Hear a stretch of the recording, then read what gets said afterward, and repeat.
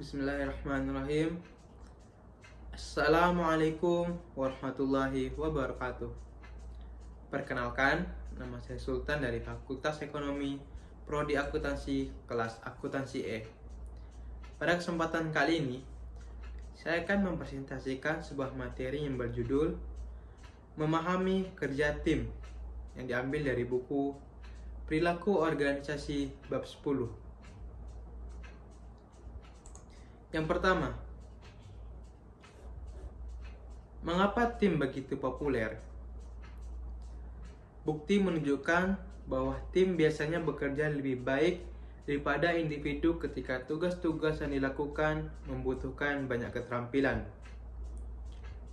Ketika menyusun ulang untuk bersaing secara lebih efektif dan efisien, organisasi berubah menjadi beberapa tim sebagai sebuah cara yang baik untuk menggunakan bakat-bakat karyawan. Tim memiliki kecakapan untuk berkumpul, menyebarkan, dan membubarkan diri dengan cepat.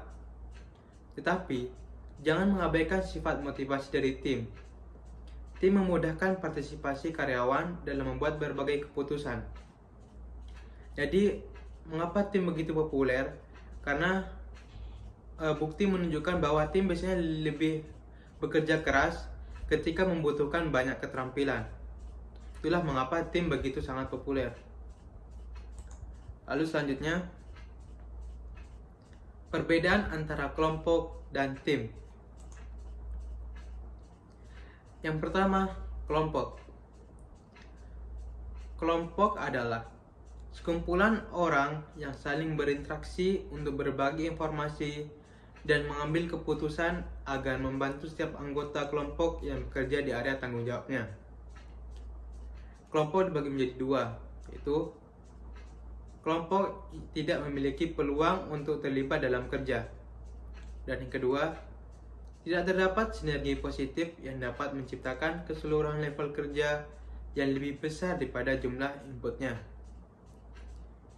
Itulah definisi dari kelompok. Lalu selanjutnya, tim.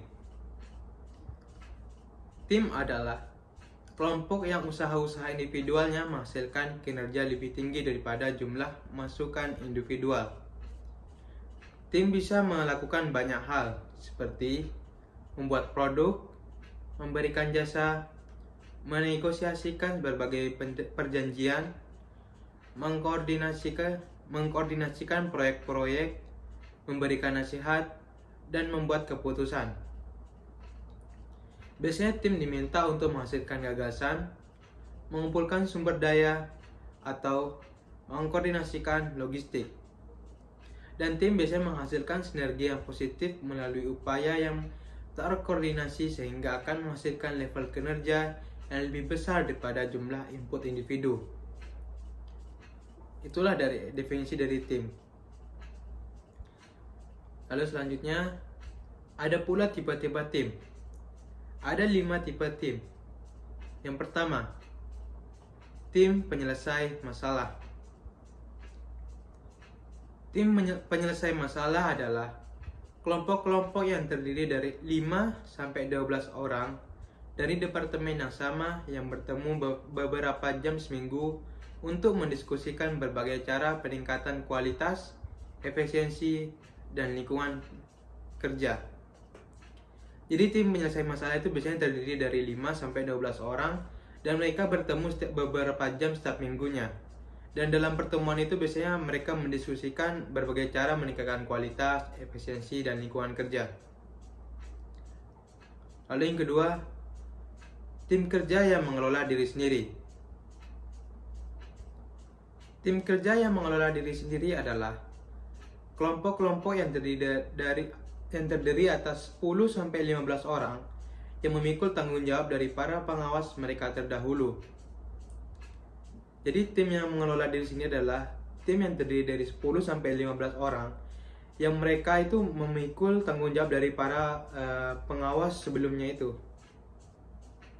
Lalu yang ketiga, tim lintas fungsional. Tim lintas fungsional adalah orang-orang yang berasal dari tingkatan hierarki yang kurang lebih sama, tetapi dari berbagai bidang pekerjaan yang berbeda yang terkumpul untuk menyesuaikan sebuah tugas. Lalu yang keempat, tim virtual. Tim virtual adalah tim menggunakan teknologi komputer untuk menyatukan anggota-anggota yang terpisah secara fisik guna mencapai tujuan bersama.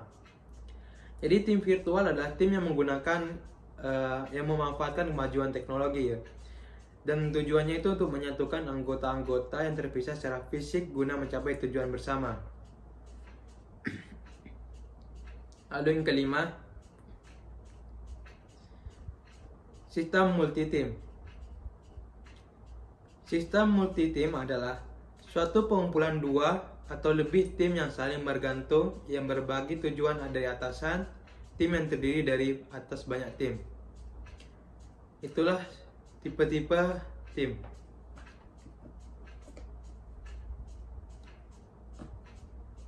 Lalu yang selanjutnya, faktor-faktor yang menentukan apakah tim dapat berhasil atau tidak. Jadi tim itu tidak selalu berhasil dan ada faktor-faktor yang menyebabkan ketidakberhasilan dari tim itu. Dan yang menentukan keberhasilan dari tim itu ada 4, yaitu yang pertama, sumber daya yang memadai. Setiap tim kerja bergantung pada sumber daya dari luar kelompok untuk mempertahankannya. Jadi sumber daya memadai ini adalah sebuah tim yang bergantung pada sumber daya dari luar kelompok untuk mempertahankan sebuah timnya. Lalu yang kedua, kepemimpinan dan struktur. Para pemimpin memperdayakan tim dengan mendelegasikan tanggung jawab pada anggota tim dan mereka memainkan peranan sebagai fasilitator untuk memastikan bahwa tim bekerja secara bersama-sama. Lalu yang ketiga, iklim kepercayaan.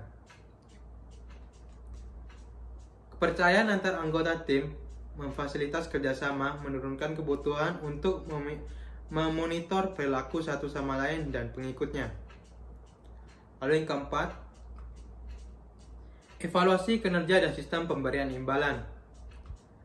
Mengevaluasi kerja dan memberikan imbalan serta yang memodifikasi evaluasi tradisional pada para karyawan untuk meningkatkan tanggung jawab secara individu maupun secara bersama.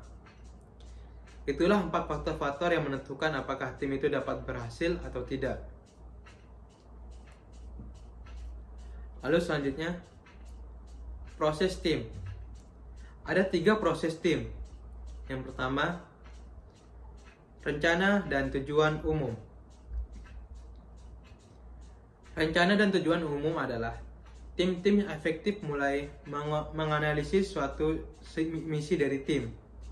Itu mengembangkan tujuan-tujuan untuk mencapai misi tersebut dan menciptakan strategi-strategi untuk mencapai tujuan.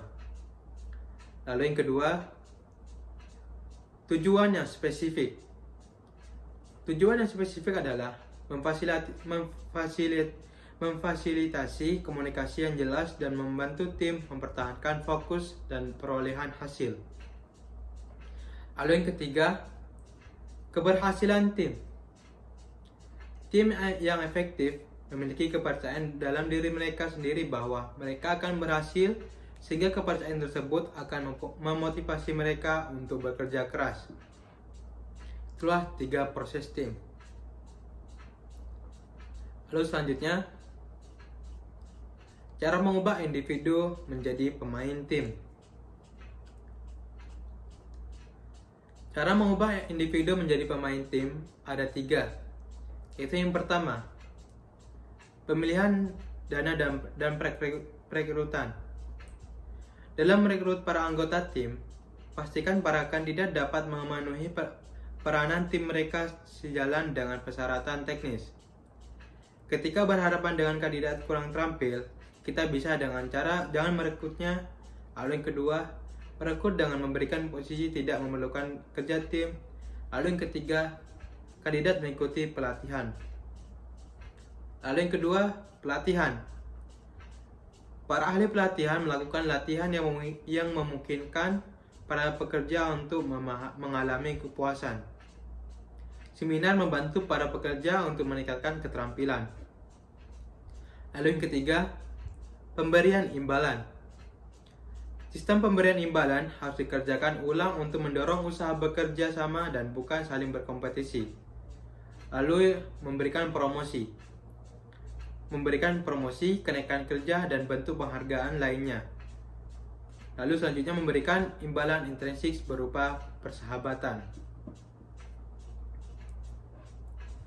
Sekian dari presentasi saya. Mohon maaf jika ada salah-salah kata. Assalamualaikum warahmatullahi wabarakatuh.